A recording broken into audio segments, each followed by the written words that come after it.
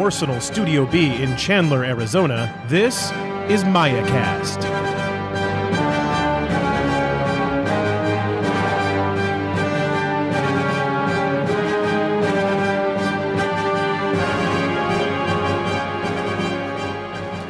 Welcome to another edition of MayaCast. I'm your host, Tom Shadle. I'm your host, Kip Parcell. And I'm the new host, Ben Rogers. And this is episode 195 for Friday, August 24th, 2018. Been there, done that. Coming up on today's show, we are going to talk about the campaign Paradiso that Ben altered and ran at our local shop over the last... 12 weeks? Yeah, it's been like 3 months. 12 weeks. And talk to him about all of that stuff. So to get started, Ben, please introduce yourself to everybody. Tell them who you are, where you come from, how you got here, and what's your gaming cred, yo. So, like I said, my name's Ben Rogers. I haven't been gaming very long. I started in a small town, so I didn't get a lot of gaming experience there in the small town, but I started in Albuquerque with Dan Barnaby and Guillermo Hernandez and all of them, and they pulled me out of the 40K crowd and into infinity, and I haven't looked back since. Very cool. Hey, those are some good guys to learn from, though. Oh, yeah. They were great guys to play, and I learned to fear Dan when he's drinking. So. Well, I mean, Magno's a good guy. No, let me rephrase that. I fear his anapodes when he's drinking. They start killing things.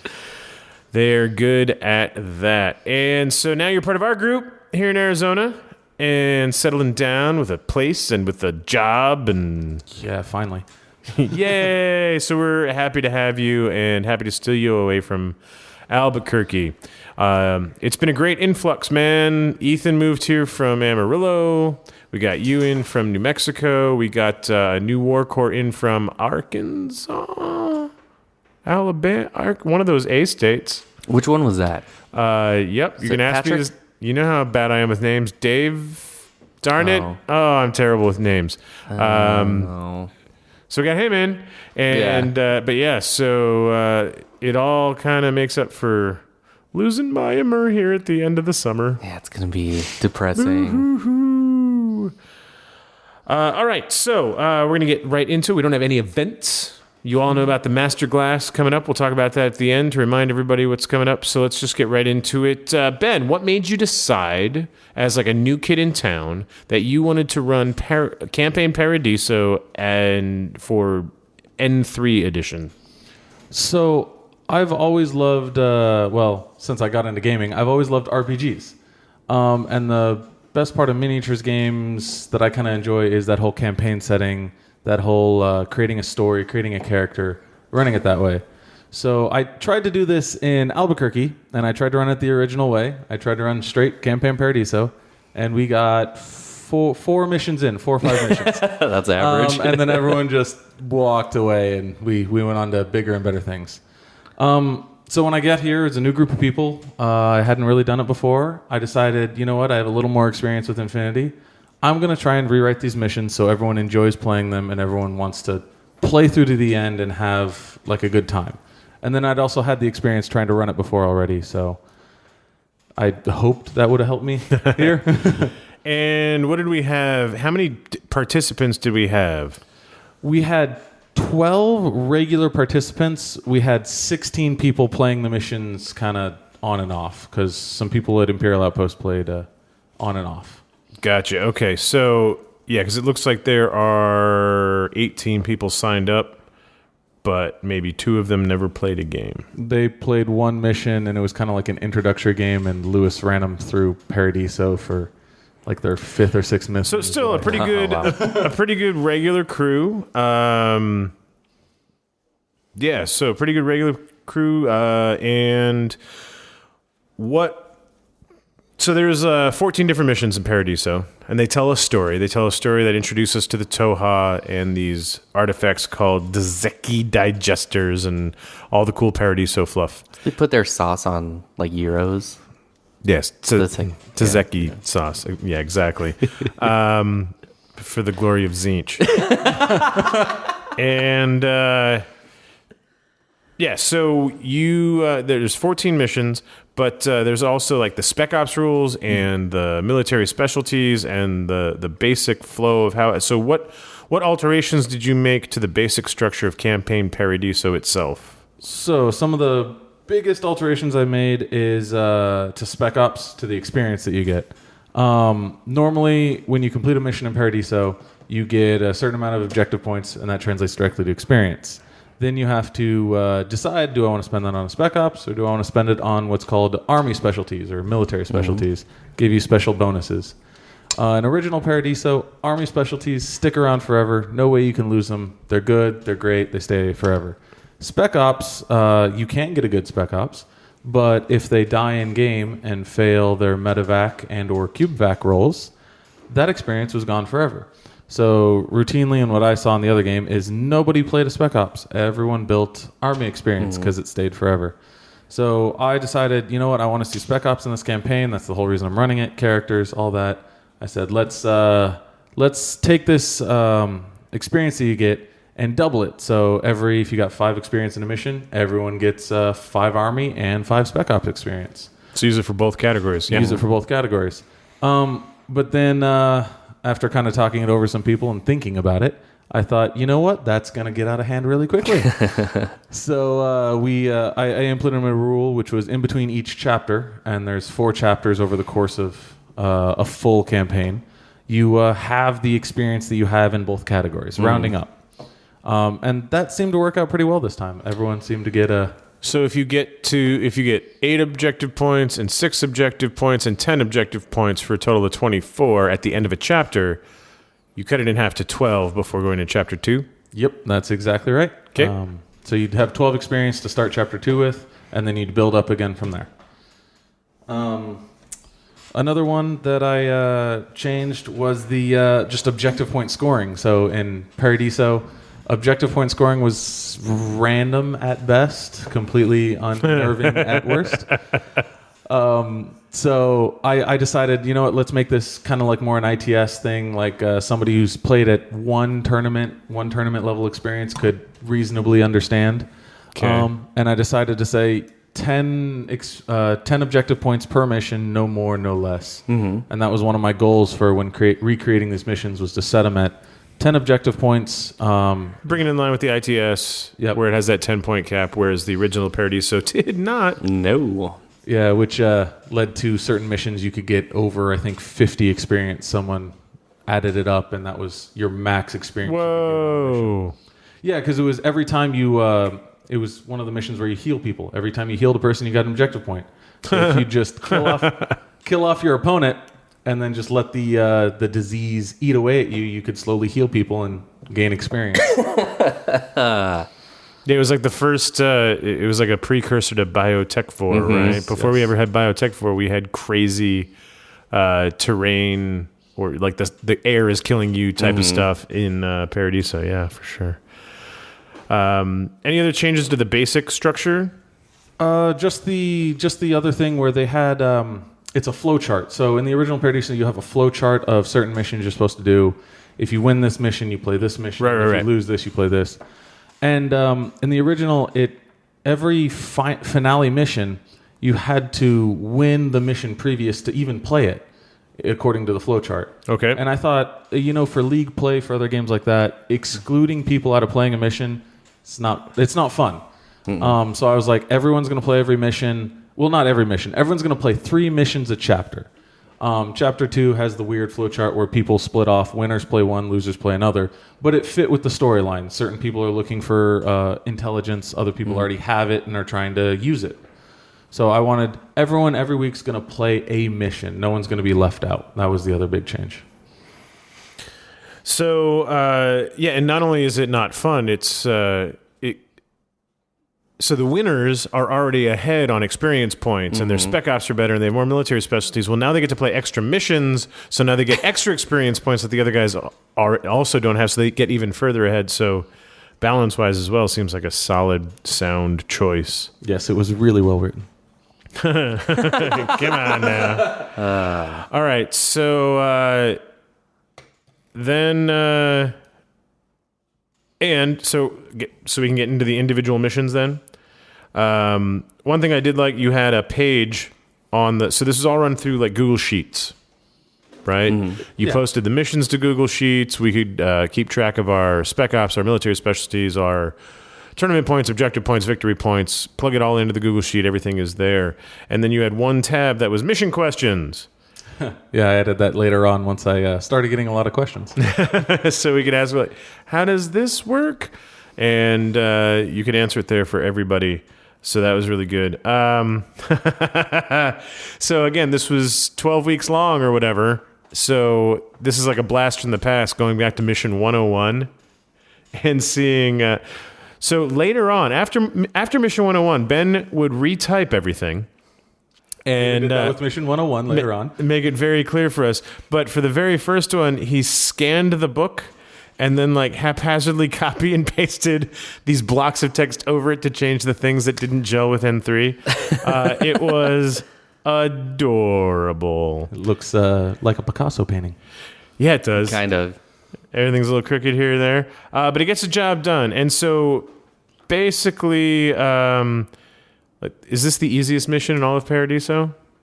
It's the most... it wasn't the easiest to rewrite, but it's the most similar to like a supplies or an acquisition type mission where you have like 3 objectives, you go press the buttons, type thing like that. So, yeah. So there's 3 techno devices at a sort of diagonal line across the middle. You've got to go analyze them, find the right one in order to get the alien info, which you then have to transmit, and then you added a classified. So.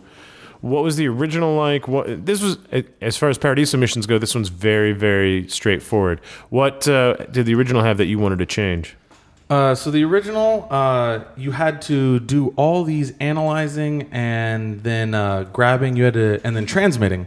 You had to do all that with a single trooper, which was a common theme in Paradiso because there were turn limits. So you had to get one person from this side of the board to that side of the board, and then back on your side to transmit. And if they died, you had to start over? You had to start over, correct? Annoying. Yeah. Because everything Infinity can die. Yeah. Yes, it can. Hence the 3-hour games that it used to be, like on average. Right. So also, that's another core change is... Except for the final mission, every mission lasted 3 turns. Almost every mission. There is one mission in here that can go longer. It had the variable turn length. It was the exploding space station. Oh, right. that. That's where mine only went 2 turns. Yes. And then everyone Could be died. 2, could be 7. Yes. Yeah. Okay. So there's 2 missions out of the 14. Otherwise, you made them all 3 turns, which is such a good idea. Yes. And then the other big change that happened a lot was Evo repeaters, if we remember those.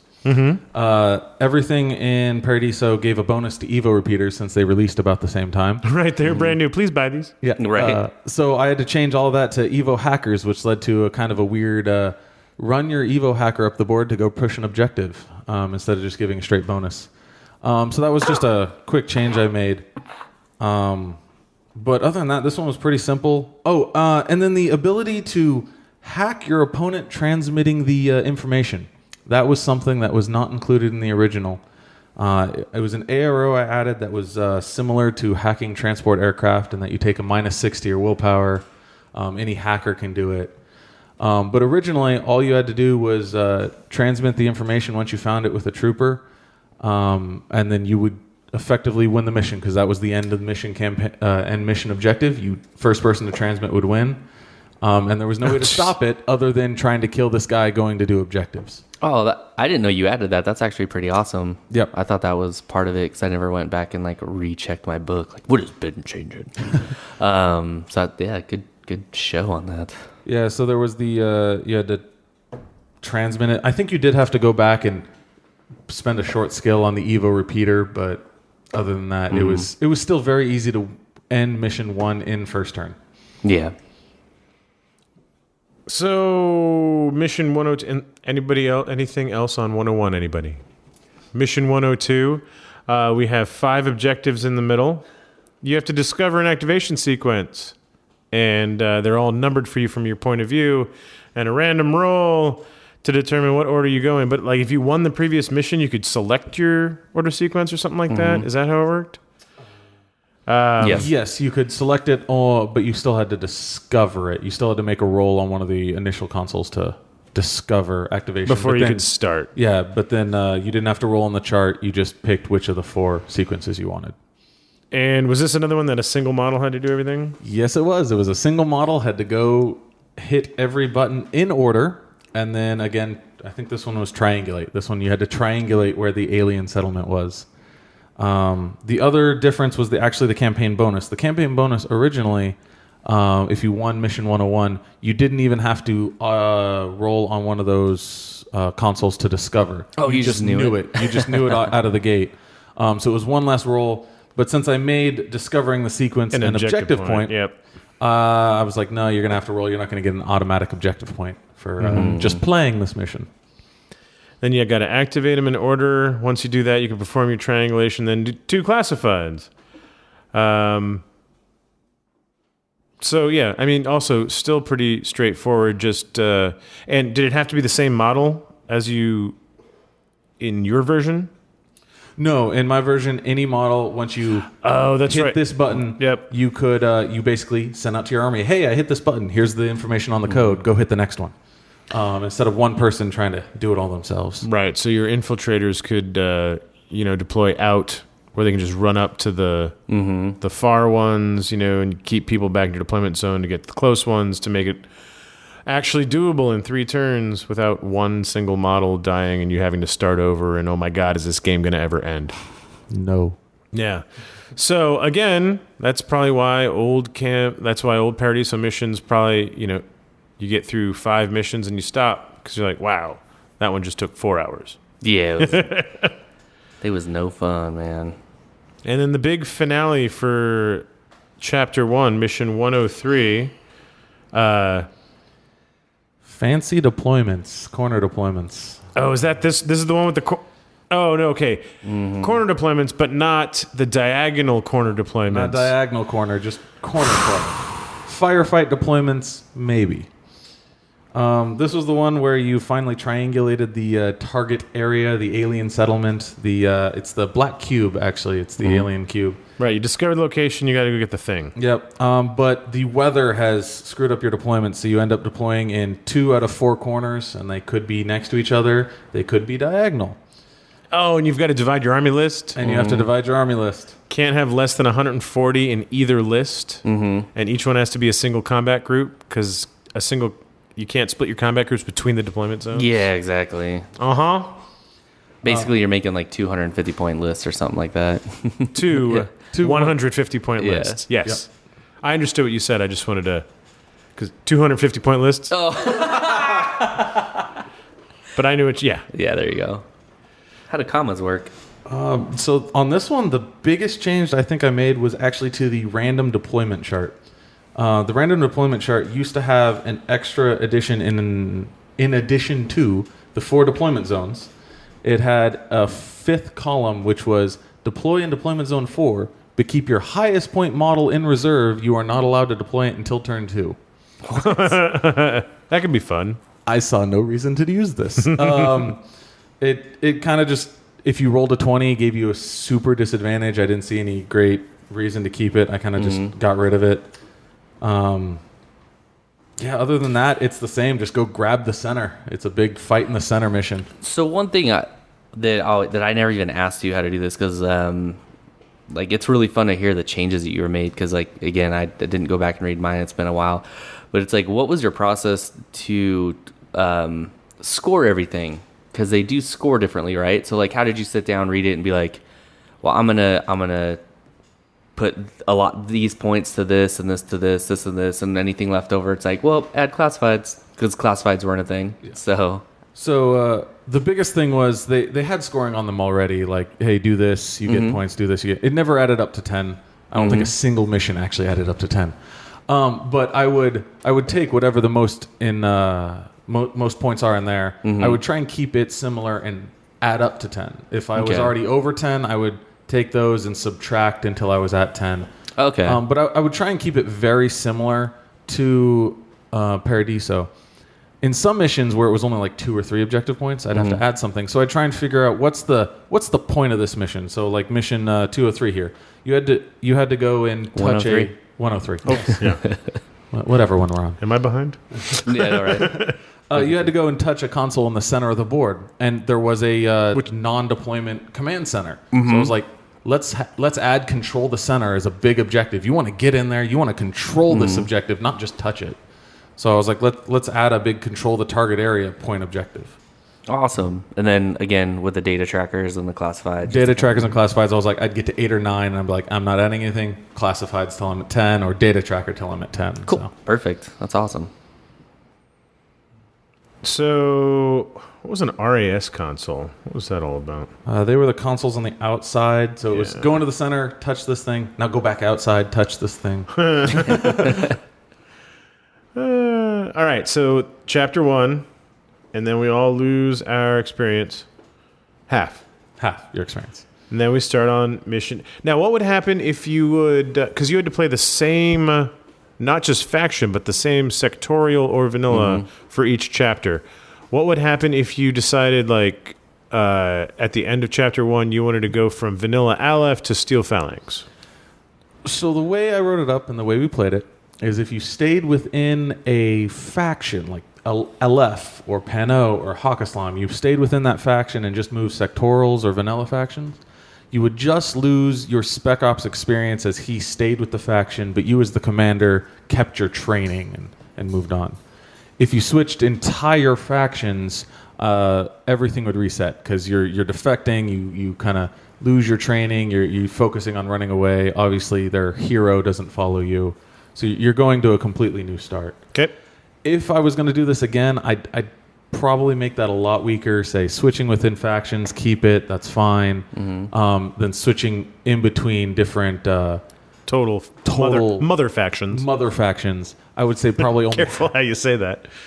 You mother faction. I'd probably only do like half XP because it really, a lot of people talk to me, and one of their big complaints was, hey, I really enjoy playing this right now, but not Cold Front, Tunguska just released, and I kind of want to switch to that faction, but there's such a penalty for doing it, I'm not going to do it. So if you want to keep it in there, if you ever try running this, keep that in there, go for it. But that was one thing I really wanted to kind of change, is let people play the factions, have fun, and do what they really wanted. So mission 201, we begin a new mesh. This one has an attacker and a defender with a hostile zone in the center 8 inches of the table, or 8 inches on the defender's side from the center of the table. Attacker zone, deployment zone is 16 inches, defender is 12. What do the attacker and defender have to do here? And how do you determine who's who? This was a common thing in mission, or chapter 2 of Paradiso, is the whole attacker-defender, as you're fighting over the alien black box, as it's called. In Paradiso, in the same way I keep it, it's usually a D20 roll, and then highest is attacker, lowest is defender. There's no picking, there's no choosing. You bring 2 lists, you play. Paradiso had a couple of campaign bonuses where you got to choose. I kept those in if they made sense. I think it was mission 203 I kept it in. But in this one, you're straight up fighting over the alien black box. The defender gets extra baggage troops and plays hide the black box. He secretly picks a baggage remote to be carrying the black box. And the attacker has to go up and either discover or reach base-to-base contact with a baggage troop and to find out if it has it. And then he has to put the baggage trooper unconscious but not dead. If you put them unconscious, it's easy to retrieve the black box. If you put them dead, separating all their parts, trying to find it takes a little more work. So you took a little bit of a penalty. But the main objective for both people was to end up with the black box at the end of the game, whether or not you started with it or ended with it. And then the fun thing in this one was the hostile environment. If you roll any die roll except armor or BTS of 18 or higher, you take damage. Damage 11 versus armor as the plants try and eat you on Paradiso. Didn't a bunch of people say they lost more to the hostile terrain than they did fighting each other? I don't think this mission. I think it was one of the other ones where everyone outside of deployment zones had to roll for a virus. Everyone kept losing troopers. You thought Biotech 4 was bad. Yeah, I know, You right? never played Paradiso. Yeah, that makes that scary if you're rocking like HMGs or Spitfires, especially in fire teams. Like as you're advancing through there, you're like sweet, to get 5 dice, which is a lot of chances to get eaten by Venus flytraps. Oh no, I killed him, but then the Venus flytrap ate me as well. So Feed me, Maurice. Seymour. Or Seymour. Dang it. That's right, because the girl's like, Seymour. Why did I think Maurice? Suddenly, It's Maurice. Crazy old Maurice. That's probably what I was thinking about. 202, Hidden Witness. So this one takes a minute to set up your table. You have elevators all the way around the perimeter of the table because this is inside. yes. And then there's a central objective room. And that has an objective in the middle, and then 4 objectives in the corners, and then has 2 objectives on the outside on each player's side, but there's no gate on that side. Instead, there's a security remote? There's 4 security remotes. Yeah, one Yeah. right next to each objective and 2 on the center line. And then the doors are on the sides. And so, yeah, if you put an objective out for each elevator and for each thing, you're looking at 3, 6, 8, 10, 13, 16, 17, 18, 19, 20, 21 objectives per table. I think we eschewed putting markers out for the elevators. Most people either just said they were open information, measure them when you need to, or they Yeah. put out little tokens. So. Yep.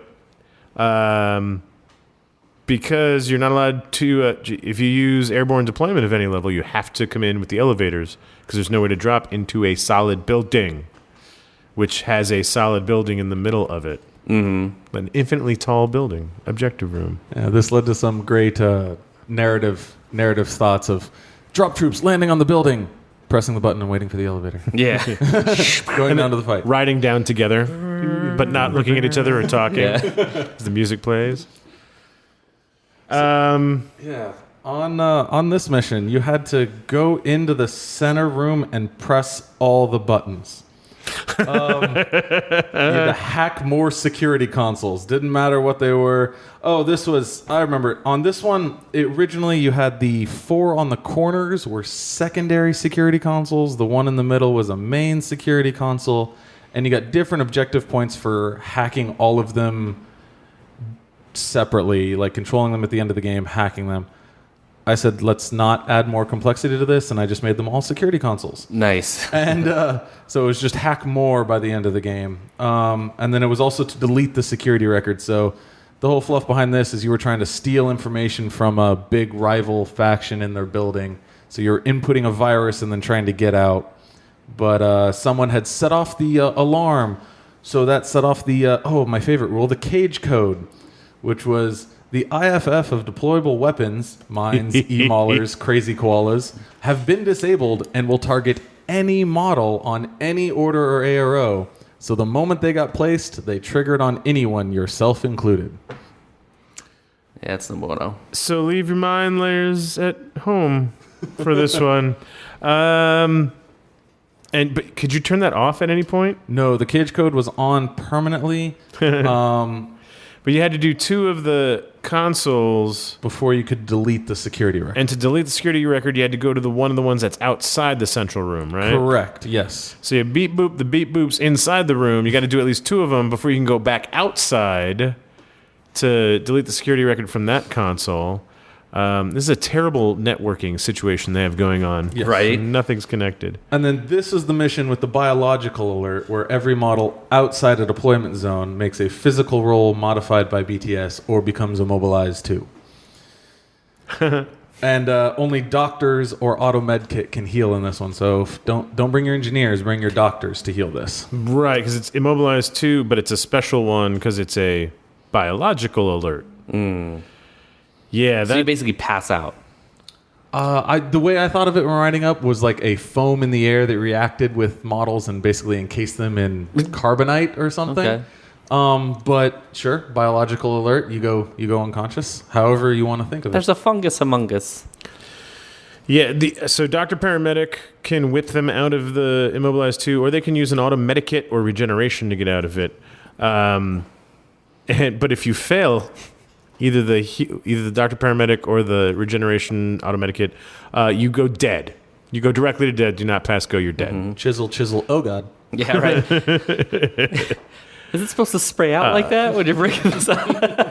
You can't hit an artery. If you have a cube, then you can re-roll it with a command token. Yeah, there you go. But so you would take things. So physical plus BTS or physique plus BTS, you'd have to roll that or under, right? Correct. So You take- physical 10 plus BTS 9, 19 or less. Physical 13, BTS 0, 13 or less. And on a later mission, it was the same thing, but I guess maybe from this mission you learned, let's make a 20 always fail. Yes, and I did put that in this mission now. 20s always fail on those because there are certain troops, physical 14, BTS 6, cannot fail.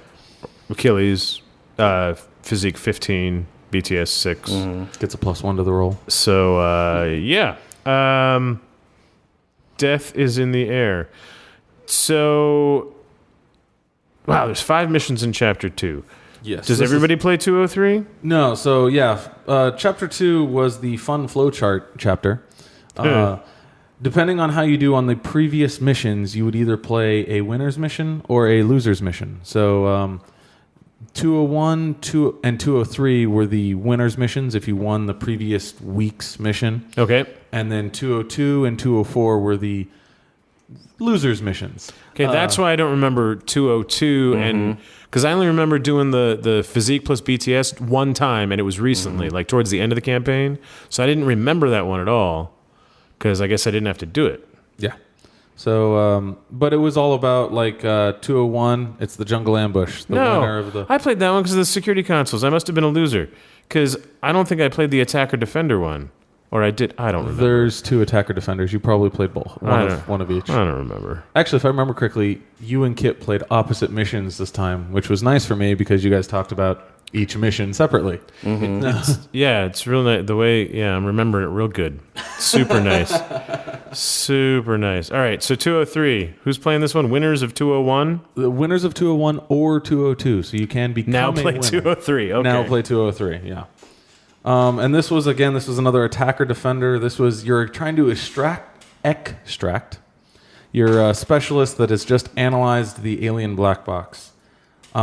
This one was one that had dropships, if anyone remembers those. I didn't. I had to go look up. And that's why they're still in the rulebook for no apparent reason. Yeah. So Talked about that. See also previous episode. I went and looked them up, and they were 25 points and 0 SWIC, and you had to include them in your army if you wanted to bring them in Paradiso. And I said, no. Let's get rid of these.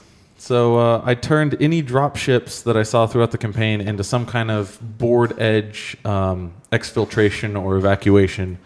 Basically a short skill, where at the end of the short skill, if you had survived any armor or BTS rolls you had to make from shots or templates or anything, you successfully escaped off the board and ran through the jungle path or urban path off to safety.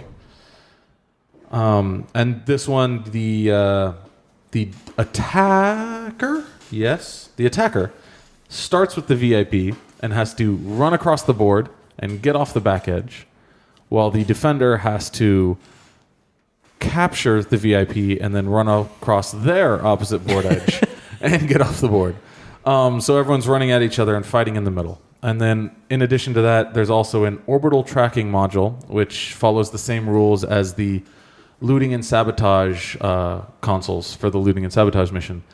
Close combat attacks with the anti-material trait only, and it has 3 structure. Each structure gives a point and deducts a point.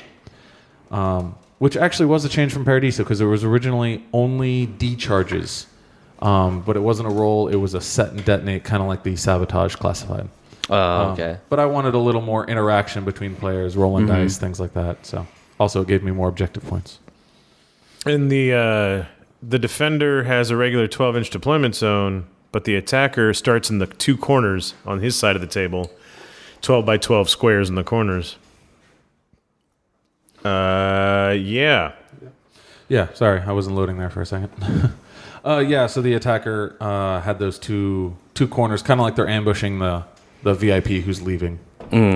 So you win 201, 202, you play that one. Yes. You lose 201 or 202, and you play mission 204. Hijacking. The enemy is using suborbital acceleration capsules to transport... Yeah. No classifieds, no HVTs. You want to divert power from an energy console, have more landing beacons scrambled, and evacuate a civilian engineer. I definitely did not play this one, so what's up? Yes, so this one has a big central exclusion zone, which was kind of new in Paradiso, I think, but is pretty common nowadays. But in addition to that being an exclusion zone, you had 6 tracking beacons that you had to go up and either scramble for your side or your enemy would scramble them for his side. At the beginning of each game turn, a civilian engineer in a drop capsule was landing down on the planet and needed to be kidnapped, for lack of a better term. And whoever had the most landing beacons scrambled for their side got to put the circular template wherever they wanted on the board.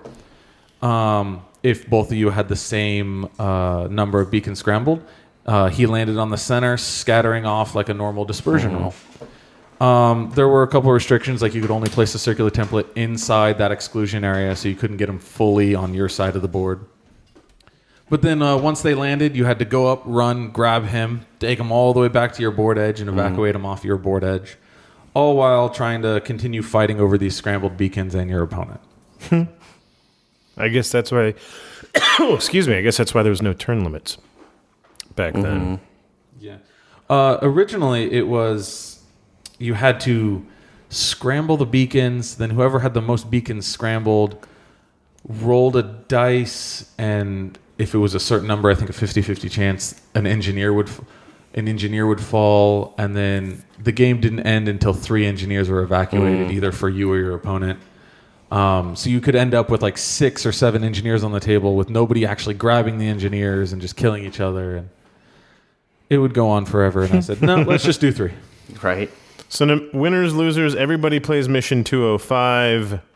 The train mission, the infamous train mission, emergency station. And this is where a very specific train model or paper templates are placed across the center of the table. And then you set up your train and then you remove the train because it's going to come later. Right? Doesn't it move in? Yeah, it comes in at the beginning of game turn 2. So game turn 1, you run up the board, stop right in the center, great position, and the train runs you over. Yeah, don't stand in the center. What is it, like 4 inches wide? It's 2 inches on each side, so yeah, 4 inches total. Don't stand there, because when the train comes, you die if you're there. And what do you have to do? This one was a steal. It was a good old train robbery, in addition to killing each other. So this was one of the missions that actually could go longer than 3 turns, and I kept it that way. The train would arrive turn 2, and then each player would be assigned a autopilot console that they would have to go then activate. It was always the one to your right, so the one to your right, and then your opponent's on the opposite side of the table, so it's the one to his right.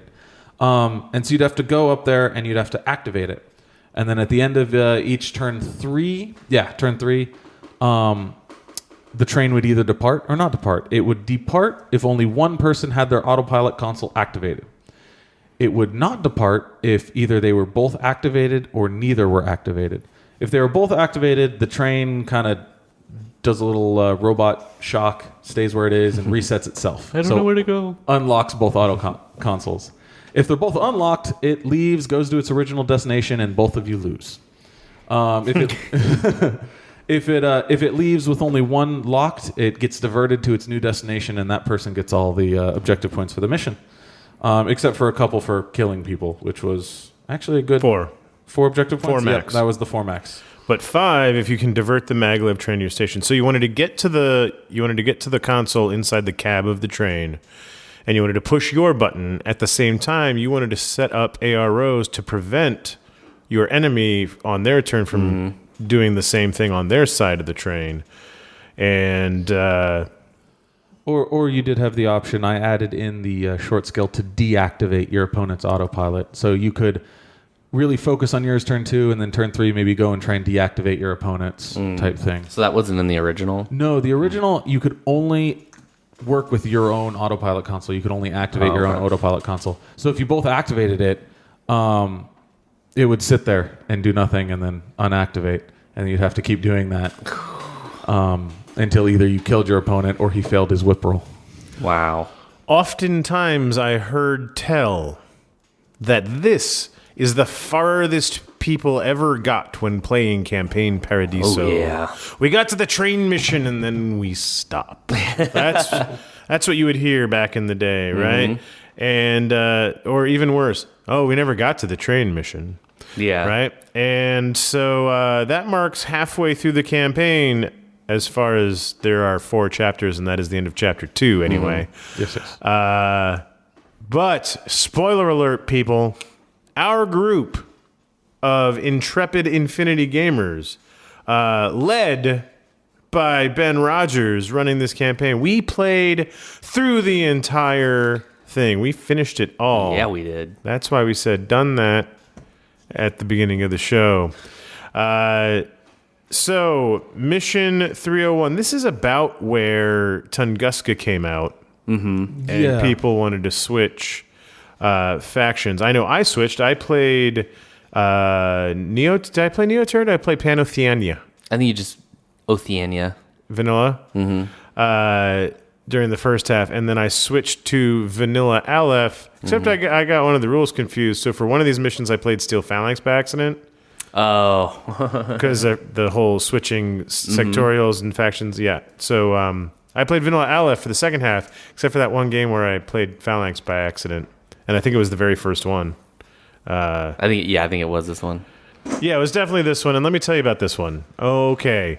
So you have diagonal deployment zones in the corner, and you're next to each other. You're not across the table from each other. You're next to each other. Although I think if you rotate the map 90 degrees, it'd be easier to play. Yeah. But you got diagonal deployment zones next to each other that are 12 inches wide and 16 inches long. I got them right here. And you draw a diagonal line between those 2 points, and you're on opposite sides. So that's a very tiny deployment. It's very small. tiny. And then there is a central objective room that's infinitely high, surrounded by a circular exclusion area that you can't deploy in. There is a bulkhead in between your 2 diagonal deployment zones. And then there are 2 and these bulkheads are infinitely tall, 4-inch thick walls that nobody can move through or see through. And then there's 2 bulkheads all the way across the other side of the table in front of your 3 dropships that you have to get to and evacuate from. So, yeah. And I just remember in this one, the way the buildings were set up, my deployment zone was not only very tiny, but was full of buildings that I either had to go on one side or the other because the building went right through the triangle. So if I go behind it, I've got to go all the way around these buildings and up. And I've only got 3 turns of orders, and you've got to get all your dudes into the dropships and evacuate them before the space station explodes. So this one was actually the 2 turns and then start rolling to see if you explode. And that's the start of the turn. So you might only get 2 turns, and if it explodes, everybody still on the spaceship dies. No rolls needed. So I actually changed this one from when we played it because I got a lot of not complaints but comments on it that I imagine so. There wasn't enough player-on-player interaction because it could very easily be in a lot of 2 or 3 games. Actually, ended up this way. Player A takes his turn, runs all the way to deployment dropships, evacuates. Player B runs all the way to dropships, evacuates. And I got a couple actually 10-10 ties in this one. Nice. So I actually changed up the scoring a little bit where you get some points for your opponent not evacuating troops. So there's a whole try and get there while still killing your opponent type play. Yeah, my opponent ignored the mission for his turn 1 and spent it just like putting out a bunch of mines around the dropships and stuff just to make it difficult for me on my turn 2 to actually get there and get off. So I couldn't get to the dropships before I dealt with all his mines. Which means I didn't get anybody into the dropships at the end of turn 2, but I did clear out all the mines and most of the people he had infiltrating that he put in my way, right? But because he also spent turn 1 just trying to make it hard for me, that means he didn't get near the dropships, which means he also didn't get anybody into the dropships on his turn 2. And so we roll at the beginning of turn 3, and boom, it explodes, and neither one of us got anybody off, and we all died. That sucks. Welcome to Paradiso. Yeah. Sean and I had a good time on this one. It was more even. We had a lot of like shooting, so we did interact a lot. But both of us were able to get people off. So we were one of those ones. It was almost a 10-10 tie, but I got one shot off that made it like a 10-9 score. So it's like, nobody really lost. We both got a lot of points. Yeah, this one, everyone got their experience off this mission, I saw. And so Medevac and Cubovac at the end of each mission, you normally get bonuses if you have a doctor survive or an a baggage bot survive or whatever. In this one, anybody that dies when the thing explodes, you don't get any of those modifiers. No modifiers and no medevac roll, just a cubovac roll to see if they got a backup of you somewhere on that Maya net. Luckily, so yeah, characters are scary to take in this. Luckily, when you play Aleph, in the original Paradiso, this is another change you made. The original Paradiso, Aleph Cubovac, right, was always like a 20 or less, so you can't fail. Yeah, it's auto pass. It was always unless a success. You played against somebody playing Combined Army, and then you auto failed because they couldn't risk your consciousness being corrupted by the EI and infiltrating all of Aleph. So, what was your alteration? Yeah, on that one, I didn't like the whole auto pass, auto fail. So it's not a big change, but I did make it so you always have a chance of failure and you always have a chance of success. So Aleph playing anyone but combined, they pass on 19s, but 20s still fail. They they had a corruption, a little hiccup, something. And then if you're playing against combined, you always have the chance of succeeding. So you always pass on a 1. They managed to scrub your mind clean, or they found a memory backup of you somewhere, and they restored you to before you were sepsitarized. So yeah, there's always a chance of failure and always a chance of success.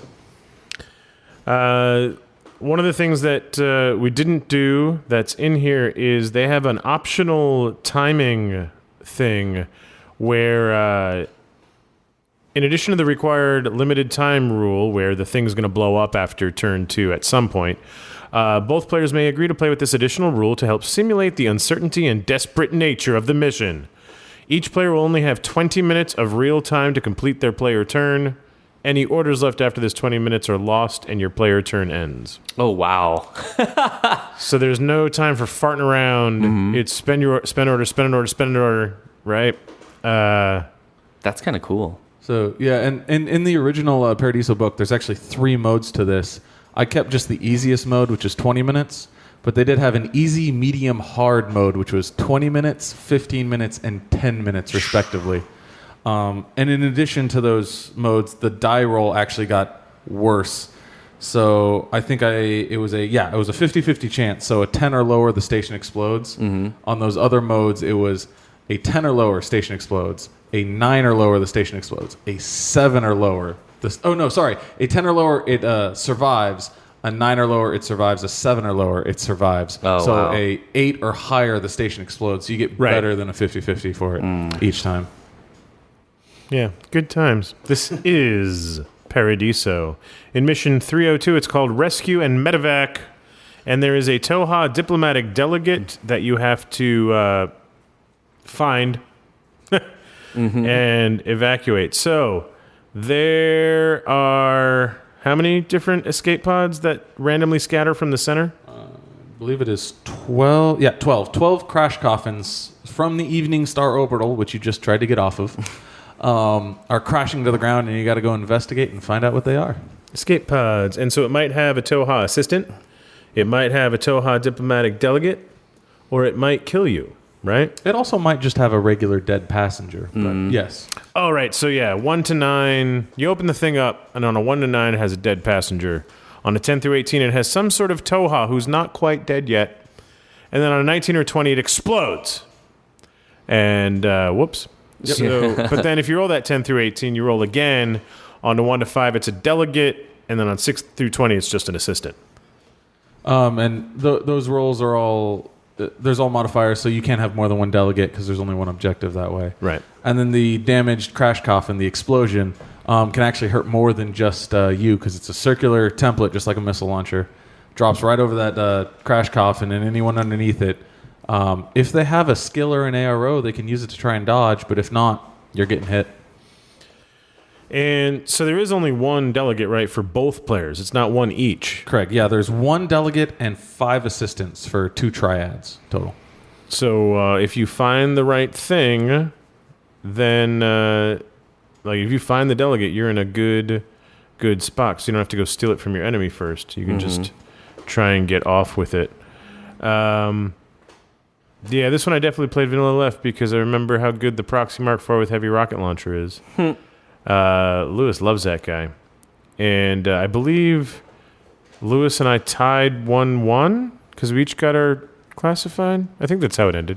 That's actually a pretty low score. Most of my scores for this one were in the 5-5 or like 8-4 range. Because surprisingly, most people's first roll, they'd roll a 6, so it's an alive TOA passenger, and then they'd roll like a 1, and it's the delegate. So that very first coffin, right on the edge of their deployment zone, they just got the delegate, and then they'd run it off.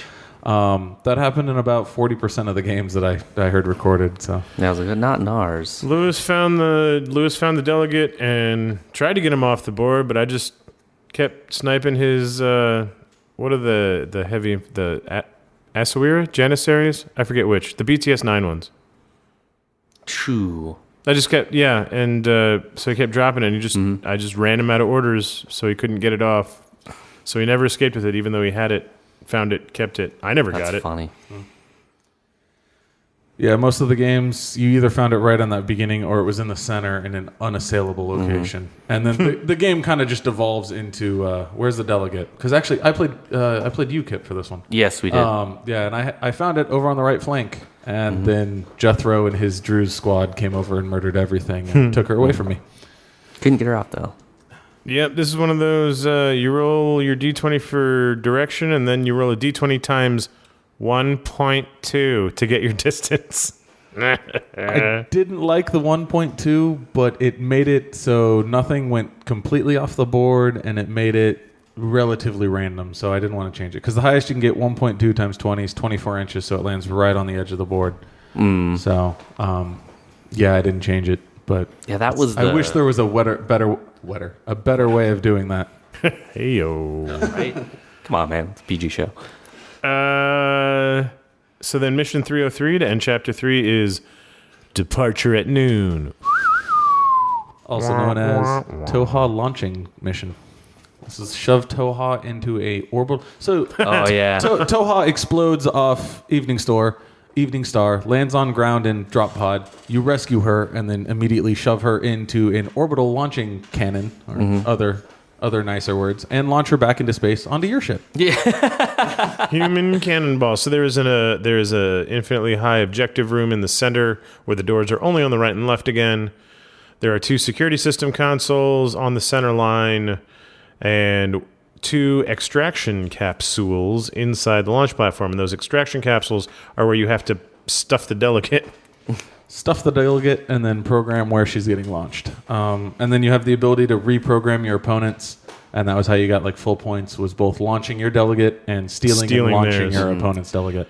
Because you put your delegate in, and then you've got to whip roll the thing to program it. And then protect it because they don't launch till turn 3. There's a whole orbital high noon type thing going on. They don't launch till the end of the game, and then your opponent's trying to do the same thing with their delegate, but if you can kill their guys that are in the center room and go reprogram theirs, you get both. That's what I did. And actually, this was the first mission with monofilament mesh. If you remember, those were the monofilament mesh doors. So the doors on this objective room, they weren't closed. They weren't closed like most objective rooms. They were open. You could see through them. You could shoot through them. If you really wanted to, you could move through them. Unfortunately, they did have a monofilament mesh on them. So if you moved through it before deactivating it, which was a whip roll on one of the consoles outside, you would take damage 12 versus monofilament. So you'd take a monofilament save. If you survived, you got through and you lived. That's fun. Yeah, no, I don't think anyone actually ran through in a last desperate attempt. But You can turn it off with those centerline consoles. yeah, Right? most people turned them off and went through like normal civilized human spheres. And so, boom, you got the Toha delegate, or you didn't. Then now we're in chapter 4, the big finale. So we ramp up towards the end. Breaking and entering is mission 401. There's more monofilament mesh, but it's... So yeah, this one was one of the weirdest missions that I had to rewrite. This was... So you have your normal exclusion zone in the center, 8 inches off with monofilament mesh on these access consoles. What's different about it is on each side of the exclusion zone is a giant line-of-sight blocking wall that's maybe a half an inch thick. So you're deploying each of your deployment zones, and you can't see each other because the access doors are closed. They're blocked by rubble. There's monofilament mesh over them. There's nowhere to see.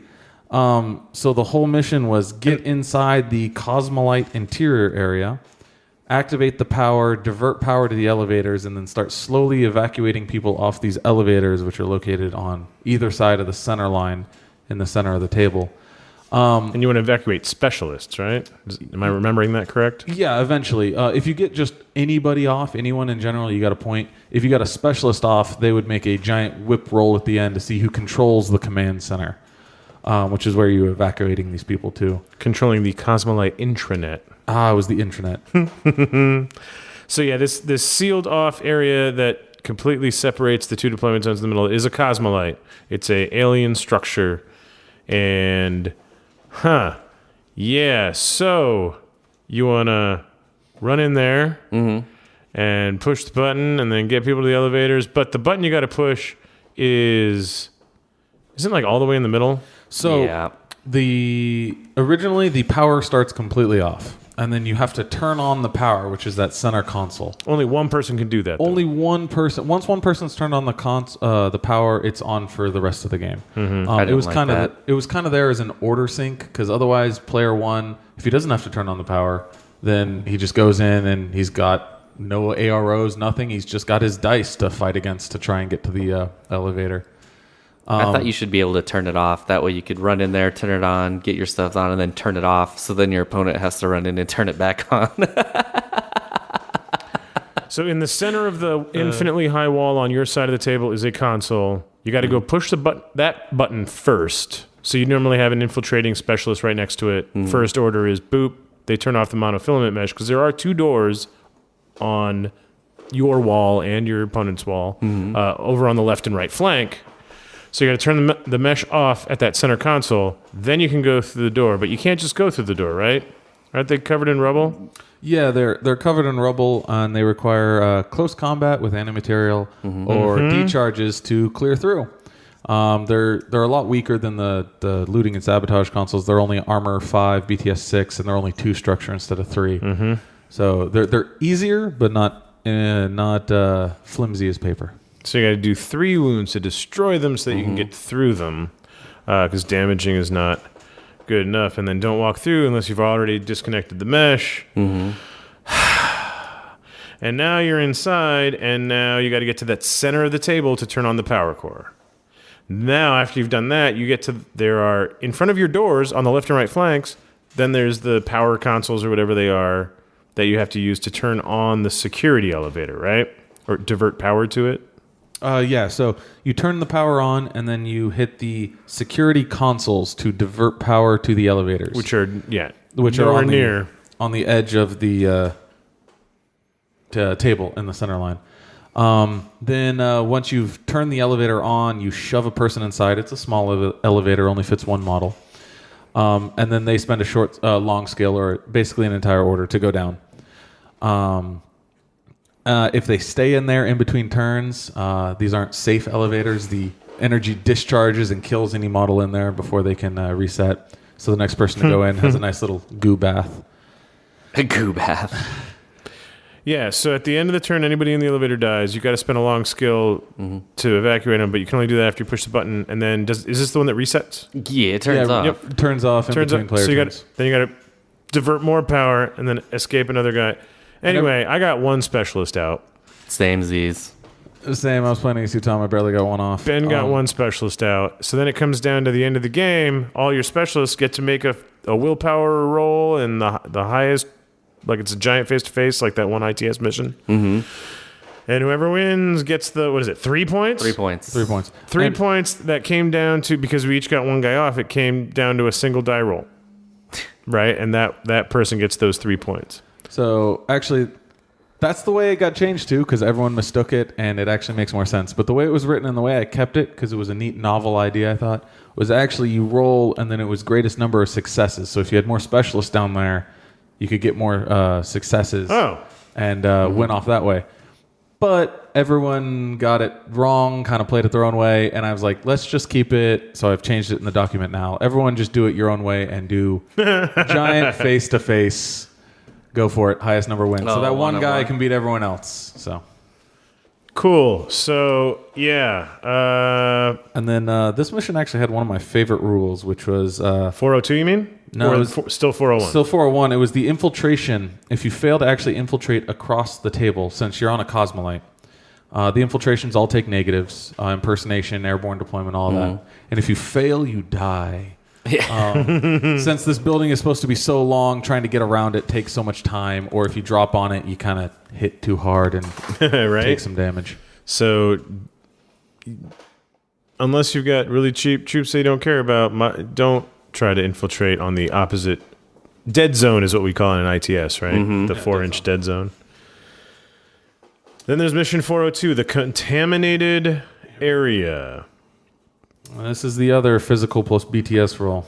This is, you've gotten into the cosmolite, so you've gotten down, you've gotten past that upper area, but you've triggered the Toha security protocols, and they've released a biological virus.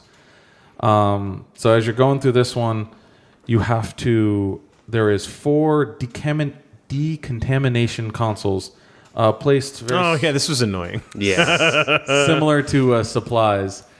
And you had to go and make a physical minus BTS roll for every model in your army that is on the table. So that's markers included, everything. Hidden deployment, no. You couldn't use airborne deployment. So hidden deployment was the only exception.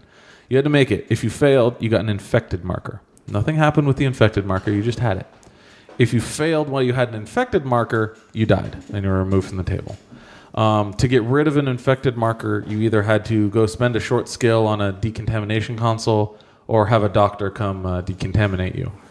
However, you had to turn on the decontamination showers, as we called them, before you could actually use them. Get in the shower.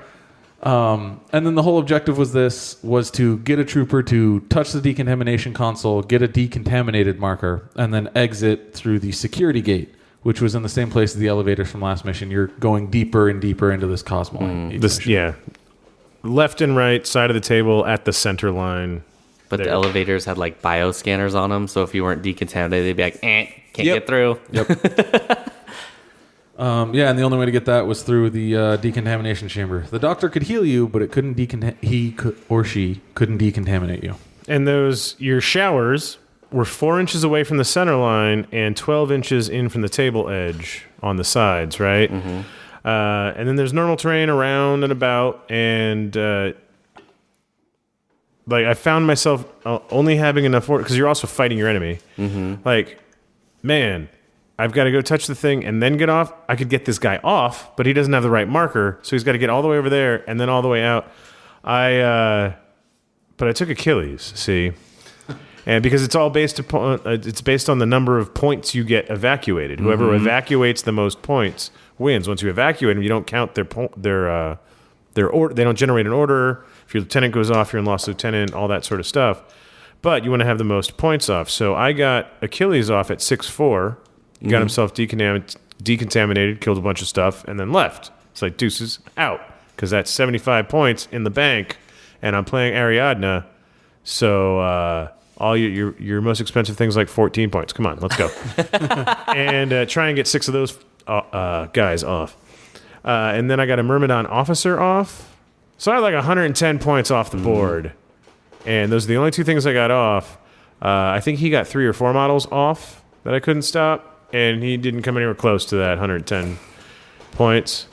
I think my favorite thing about this mission... So Ben would take scans of the Paradiso book to add the map to the mission description in the Google Sheets doc, and I guess he's torn this page in his book. It was on a fault line. And so there's this giant rip through the middle of the map. And now I had not seen the map yet or read the mission, but in our local group chat, one of the guys was like, how are we going to model the giant chasm on the tabletop?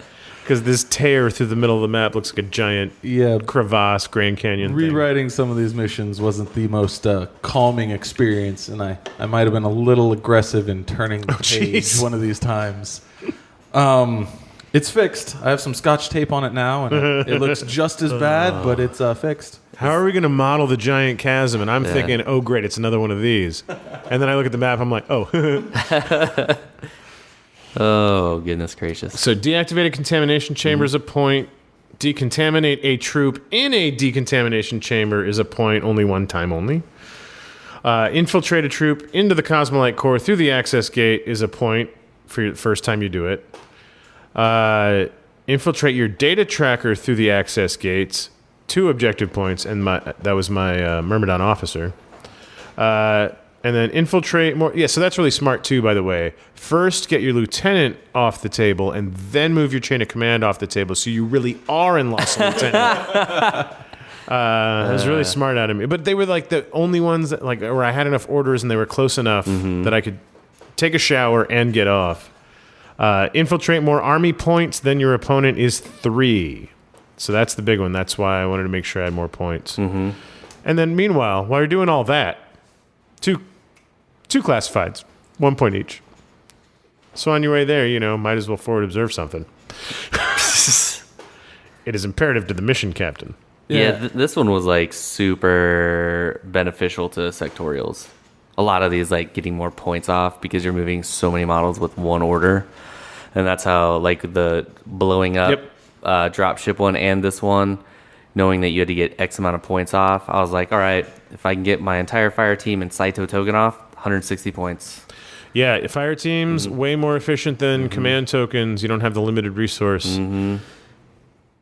But you're absolutely right. Fire teams definitely had, or sectorials definitely had an advantage in these couple of missions. Yeah. That brings us to mission 403, Pure Comedy. Wait, no, I'm sorry. It's called Collapse. Or The Sky is Falling, whichever one you prefer. The sky Chicken Little. is falling. So there are no objective points in this mission. It is the finale. You either win, you lose, or you draw. You have finally reached the core of the Cosmolite where the Tazeki digester is located. However, there is little time to rest as the many intense battles along the way have affected the inner structure of the Cosmolite, which is threatening to collapse on the heads of the raiders. The debris have already blocked your entrance into the core, so the only exit is to ride on the evacuation platform of the Tazeki digester itself. Your forces must move quickly to secure the area, eradicating any adversaries, and keeping the launching platform free from debris. A lot of people didn't. Yes. So there is one objective in this mission. It's in the very center of the table. It's the launching platform. Yeah, and each game turn, a debris will fall from the sky, and it will land using normal dispersion rules, D20 for direction, D20 times normal Paradiso dispersion, D20 times 1.2 for distance. Times 1.2 inches. And this is a circular template that you leave on the table because it is infinitely tall. You cannot move through it or see through it. And so you leave it on the table.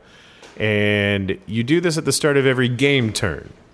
So before you even everybody's deployed, before you take your first turn, here comes a rock. Yeah. You do get the chance to attempt to dodge the rock as it falls.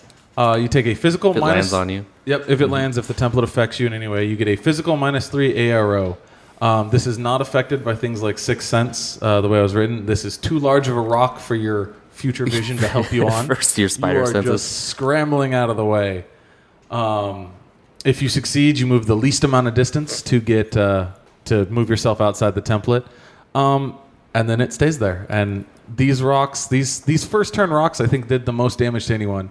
In my game, they blocked a line of sight between two snipers. I think the same thing happened in your game where it blocked.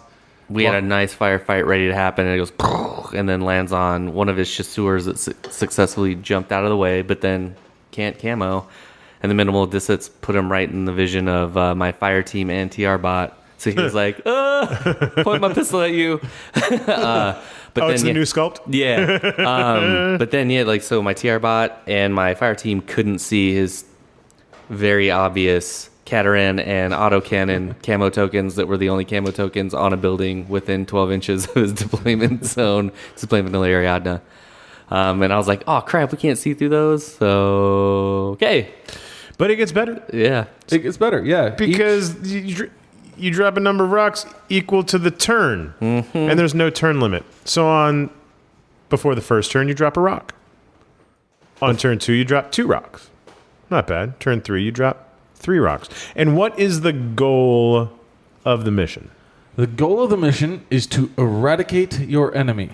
Game does not end until during the order count portion of the tactical phase, the enemy can generate 0 orders. Yeah. Then the game's over. Then the game immediately ends, yes. So you must table your opponent for these rocks to stop dropping. And the scoring in this game is, when the game ends, if you eradicated your enemy and the Zinch digester is clear... Zinch. Got him! Don't trust me to say words. Changes. If the digester is completely clear of debris templates, you win. If you get eradicated, you lose.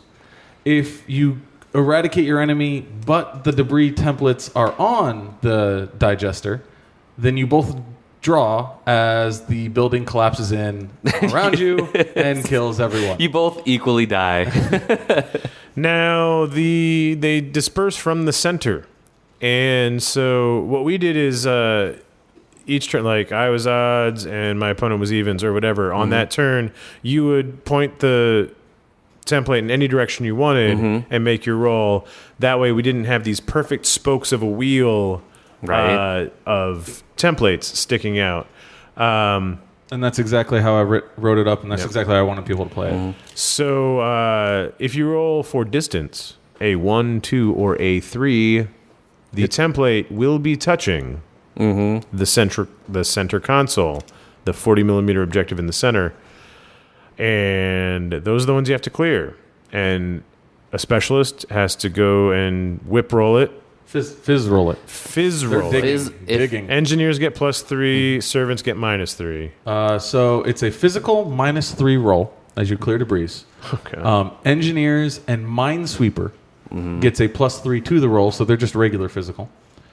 Servants take an additional -3 as you're trying to work through them. And then you put a token on it. And it's not removed until you put a second token on it. So it takes at least 2 orders to clear each one template. And you're only allowed to clear the ones that are touching the digester, as it gives you the special equipment necessary to remove it. And that's what made the mission impossible. Oh, didn't even mean to do that. So, yeah, because you can only clear ones that are touching the console, what happened in our game is when we got to turn 9, 3 hours after we began. Oh, my Lord. When we got to turn 9 and dropped 9 rocks, we had 5 templates already touching. Holy goodness. 5 templates already touching the center console. And when we dropped like everything was in the center. Our center was all jammed up. But there was one little path where a 25 millimeter model could get through to clear one of the templates, which would then allow them to clear the 2 on either sides, which would allow them to get right. So it was possible. And then when we dropped 9, and the the templates touching the central console got completely surrounded by other templates that we can't remove. So there was no way to win. So we're just like, well, that was 3. Now we're like 3.5 hours total, and we're like, so we tied. High five. It's like that's like a soccer match. It was a lot like watching soccer. It was a lot like watching soccer with the same amount Wait, we tied? of. We fought that hard this whole time and nobody won. Yeah, yeah. With as much satisfaction at the end. So It was interesting. Our game ended in bottom of turn 3, because I took we both had the same plan. We took all the infiltrators, and luckily only one of them landed on somebody. The other two dispersed all the way to the edges, so we had free reign to just murder stuff. we were both annoying. I had a Shukra consultant and a. What was the other thing I had hiding in the back? I had a proxy hacker. I had 3 things that were hiding all the way in the back behind stuff that he would have to come all clear across the table to get.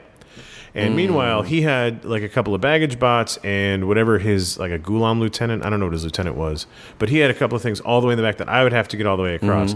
And I sort of anticipated that, so I brought a Groot attack bot, so I could drop it in, get back there, murder things in the backfield. But Owen, who is not known for his dice, crit the crap out of me for the first 4 turns. That sucks. And then it flipped around, and then for the next 4 turns, I got all the crits. But I lined up that Groot attack bot with mimetism, 4 dice against your 1. I'm on, I'm +3 for range, -3 for cover. You are -3 for range, -3 for cover, -3 for mimetism. I am in such a... Oh, wait, you crit. Okay, that ends that attack run. So crap like that, right? Every... there were so many times that we crit each other at the same time. The dice anomalies were out of control. That's insane. All right, our TR bots are going to shoot at each other. I need 8. I need 5s. And then we'd roll. I rolled an 8. I rolled a 5. We both crit. Nothing happens. And so many orders were wasted on crap like that our engineers never got to the middle to start pecking away at the rocks and then just get more rocks and then more rocks and then more rocks. And then, so... Yeah, that's sad. So the rocks can be cleared off. Just saying. In my game, it took me till turn 7, but I did have a Hollow Man clear 4 rocks off the center console by himself. Wow. Of course, this is all why a Kriza Borak was dodge engaging and then dodge unengaging my opponent's last Mudawiya just to keep him alive. Oh, that's funny. But Yeah. it is possible. It is just very difficult. I had to only clear 1, and my attack run was originally Saito through smoke, so I could make a Peacemaker. I had a Peacemaker with heavy shotgun. They come with an Oxbot with heavy flamethrower. 6-4 move, throw smoke, throw another one.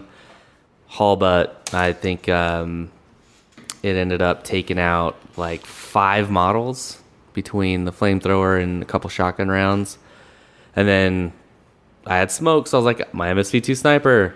He revealed his camo tokens. I'm going to start shooting things. And he fit past 12 armor saves. I couldn't kill the Cataran. And I was like, dang, I should have just kept using the Peacemaker. Turn 2, it was Hunskoot. It's the whole game, because I lost my TR bot, lost my missile bot. Spec Ops did all right, but the whole game was literally a Peacemaker and a Hunskoot.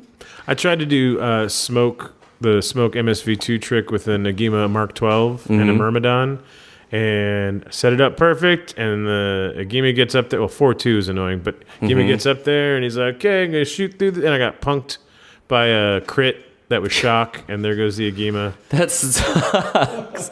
Yeah, it didn't work for me either. It wasn't shock.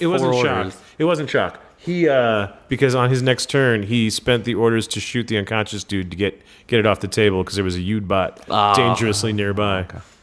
Yeah, I think I spent 5 orders on that little scheme and caused 1 wound to a vet Kazakh. It was sad. On 5 hits at least, because I won them all because he was dodging, and I was like, how are you not dead? So, turn 9, 45... Turn 9. 45 rocks have fallen from the sky, so we have 45 circular templates on the table. How did you even have that many? Well, we actually had... So we borrowed from Sterling and Ethan and John, and I had... I brought 9, and Owen had 1, so we had 10 to start with, and we borrowed 5 from Sterling, we borrowed 4 from John, right? So we had 3 from Zach. So we had a bunch of them, but then the ones like all the way That back is in so crazy. the ones way back in the deployment zone, we marked we would mark the center with like my Aleph tokens, and then recycle those back into the and a lot of them like they would land on the same spot as another one, and so we just wouldn't place it. Oh, okay. Right, and then but yeah, after 45 rocks dropped, one model had died to rocks falling. Which is the most amount of templates and the least amount of models dying in a game. It was From rocks? From rocks. We had 0. You really had 0? We had I could have 0 sworn, zero models. Oh, no, that was Bill's other game where first rock killed his tank hunter and his Van Zandt. Very first rock. So reading the mission, it really affected my deployment. Like, because I didn't want to put 2 models within template range of each other anywhere, right?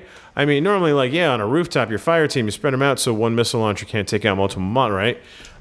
But this was like anywhere on the table, I don't want to put 2 models within template range, so I'm all spread out all over the place.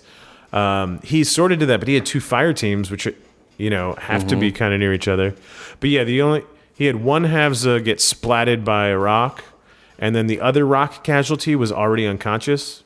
Oh. So it just got, which was also, Smushed. ironically, a Havza.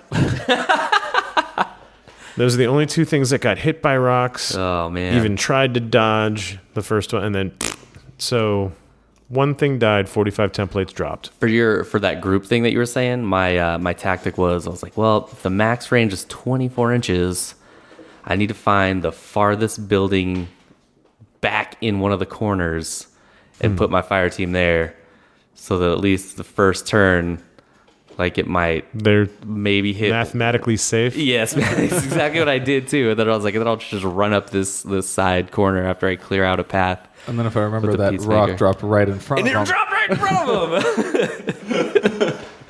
That's what I'm saying. It dropped and it blocked all the line of fire, so I couldn't even do anything. I was like, dang it! But they were safe. See, this is why I did this. Yeah, See, I they told were you. safe. I told you. Yeah, That's they funny. were totally safe. So we had 18 people sign up, 16 people pretty active, 12 people played every mission. That's really, really good. We played through all of Paradiso, guys. 12 people made it through all of Paradiso. Good job, Ben. Wow, it was amazing. It's never been done before. I've never heard tell of anyone finishing Paradiso. And around, children, we will tell the tale of the one time. And who was the overall winner? The overall winner, based on tournament points and then objective points, was John Leiby playing Caledonia and William Wallace. Yay! John, how many times throughout the campaign did William Wallace die? I don't believe he died once. Wow. He didn't join one mission, which was the exploding space station, but I think he Good was call. in every other mission, and I don't believe he died at all. I can't be sure. So the but I thing don't with believe he did. medevac and cubevac, your characters can die, but another change you made to the campaign was at the end of a chapter. You can attempt to bring them back. So originally, if they were gone for good, they were dead.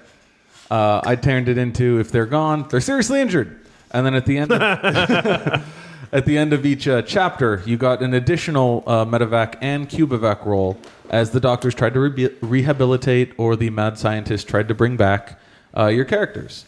You didn't get any bonuses on this roll, so it was on the 9s and the 2s or 19s and 1s if you're Aleph to try and bring your character back. But it did limit the, I'm playing Starco, Emily Handelman, Uahu, and Avicenna all died. What am I going to do for the rest of the campaign? Right. You could attempt to try and bring them back and continue playing your faction. Although I had Valeria for 2 games. She died my game 1, and then couldn't come back, too seriously injured in chapter 2, too seriously injured in chapter 3. Chapter 4, bam, got her back, died game 1. Because I failed the roll when she went down. I was like, you got it right. She's super important because if you're running a Haris and a core team and a Druze, you kind of need her, or else you can't take doctors and Nazmats. They're the ones that give you the bonuses, too, at the end. Yeah, exactly. To survive. So it was pretty rough.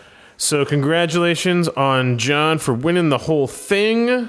And so it's all over. We finished. Well, by the time you're hearing this, it's been a couple weeks. But so having played through the whole thing, and gone through all the player questions and the comments and the everything. What would you do differently if you wanted to run it again? First on my mind would be the faction changing. I tried to limit it to everyone play the same faction, try and get a real narrative thing going. But Infinity changes. It's always changing. New units are always being released. I want people to play what's fun if I ever did it again. So play what's fun. Do what's fun. Other than that, a couple of tweaks to the missions here and there, making mission 301, the exploding space station, make it more confrontational. Small things like that. It'd also be great to have this Google Sheet already pre-readied, because in addition to rewriting the missions, I was having to rewrite the Google Sheet every day, and that was a chore. But luckily, I didn't have a job at the time, so I had free time. This was your job. Quote of the day. Luckily, I didn't have a job at the time. I know, right? But yeah, it was a lot of fun. It was very successful. Everybody was super into it. Yeah, it was great. And I can't wait to see if they're going to redo Campaign Paradiso as a book for N3, if they're going to do N3 missions on their own, or if they're going to do something completely different for the next release. I mean, so far they followed suit, right? We had N3, then we had Human Sphere N3. They snuck Uprising in there, but that was mostly background fiction. So I wonder if they're going to redo it or not. Are you going to make your changes and all of this stuff? Are you going to make it available to everyone? Can we put it up somewhere? Oh, yeah, 100%. I'm going to release it, I guess. Yeah, I'm going to release it. I have a Google document that I'm making some final changes. So everyone that played through me here in Arizona, I sent out a little sheet of, hey, what's some things that you liked and didn't like about the missions? What's some small changes? I posted it on the Facebook page, so I guess I need to repost it. Yeah, I never saw it. But it's a Google Doc where you could just tell me some things you liked and didn't like. And then once that got kind of filled out, I was going to either make some changes or wholly ignore things. And yeah, that's not a good suggestion. Sorry. I was going to download it, make a little Word document out of it, and then put it up on different Facebook pages, make it available. Probably leave it as a Google Doc, leave a link if people want to download it from there. But yeah, I was going to widely make it available, and then I was going to make the sheet, the Google Sheets we used, available minus player names and stuff like that. Oh, nice. So on the Arizona Facebook page, not Armageddon, on the Arizona Facebook page, we can put it in the files section. Yes. Like we could, I think you have to save it as like instead of just Google Doc, I think you have to save it as an actual spreadsheet or a PDF or something. Yeah. We can put it in the files section there. We can also put it in the files section of the MayaCast page so that everybody listening can get a hold of it. And if it's done in enough time, I can put a link to it in the show notes as well.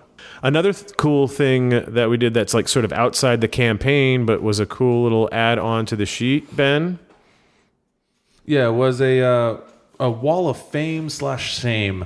It's an area to post great things you did and bad things you did, such as Blackjack operator W. Cage, who single-handedly wiped out an entire Energy Drew's force.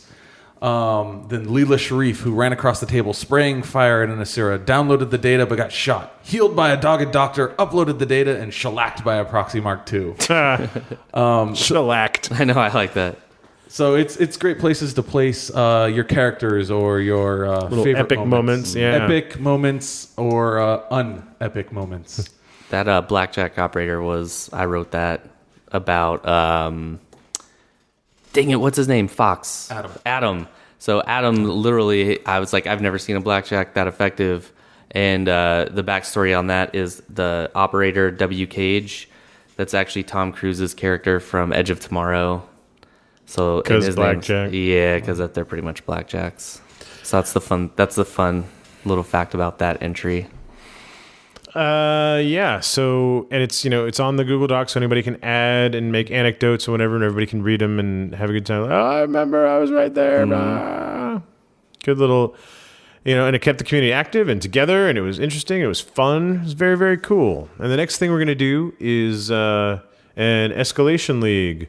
not following the ITS rules because 120 is weird. But yeah, we're going to do a little slow grow league. Sterling and I are going to run that and get people trying out new factions and building them up slowly and we've got this wave of new people. I think because of your campaign Paradiso, Ben, people seeing that many people playing every Monday, right, really gives them the confidence to be like, oh, this is really being played and the community is very active. So if I get into it, I'm not going to have a hard time finding people to play with. I would suggest not trying to attract new players with the Paradiso missions, though. No. Not a good idea. No. So we're going to get that rolling. That'll be the next thing. In the meantime, it's just sort of normal game night, like prep for the next tournament missions, whatever. But yeah, really great community builder. We did it! We completed We did it. Woo! Feels good. Congratulations, Ben. You did a great job. Thank you for running it. I think everybody had a really great time, man. Yeah, it was fun. I'm glad I got to run it. I'm glad I got it done with. Yeah, both. I'm glad I ran it, and I'm glad I'm done with it.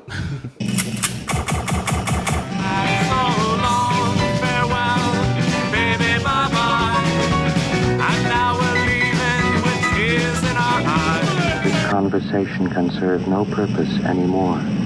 Goodbye. And that is going to do it for episode 195. Been there, done that. Thank you very much for listening. We do want to remind everybody about the MayaCast Masterclass Quarter 3 competition. Ben, take it away. Huh? Kip, what do we got going on? We have heroes and villains. That was amazing. So yeah, you get one entry per person. And remember, this is any character. It could be a character that is already named. It could be one that you converted and created during the Karagi crisis. It could be a model that was like, hey, this model's always good, so I named him, like Tom's Nighthawk back in the Toha days. So yeah, paint it up, send your submissions one email once they're done with a before picture and up to 4 after pictures. And this is a single miniature, so if you want to do Scarface and Cordelia, you can choose either Scarface or Cordelia. The only exceptions to this would be Colonel Veronin or Andromeda, because they have their guardians. So that's technically one model because it comes on. So one base maximum? Okay. Yeah, one base. Like those two are the only exceptions for more than one, because we did have Veronin come in.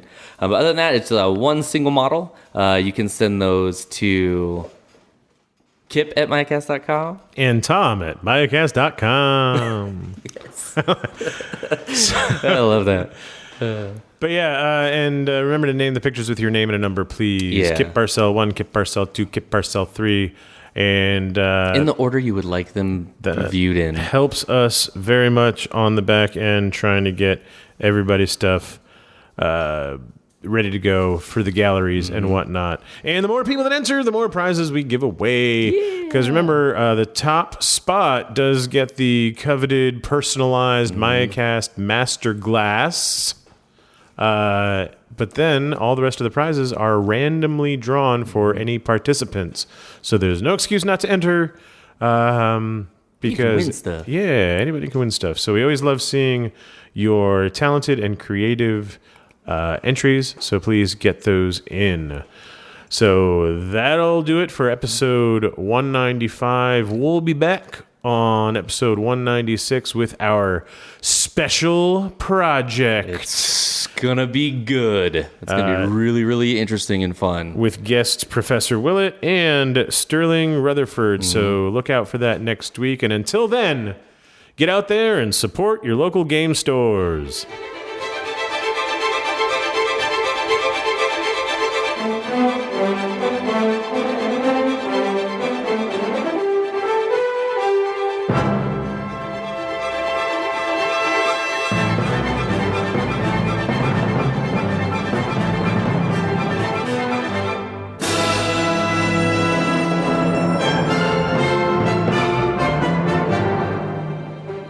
To find out how you can support the show, go to patreon.com/MayaCast. You can find us online at www.mayacast.com. We are on Facebook at facebook.com/InfinityMayaCast. Follow at Maya Podcast on Twitter.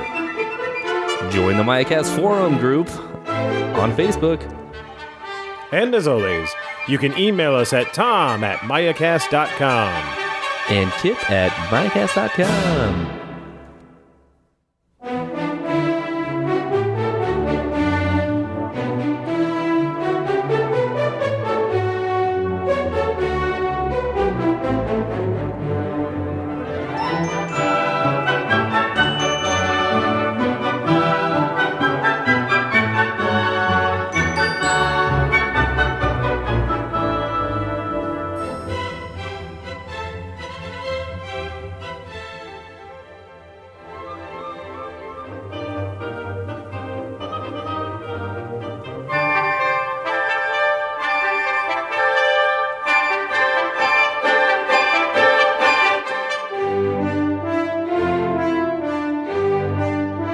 Thank you.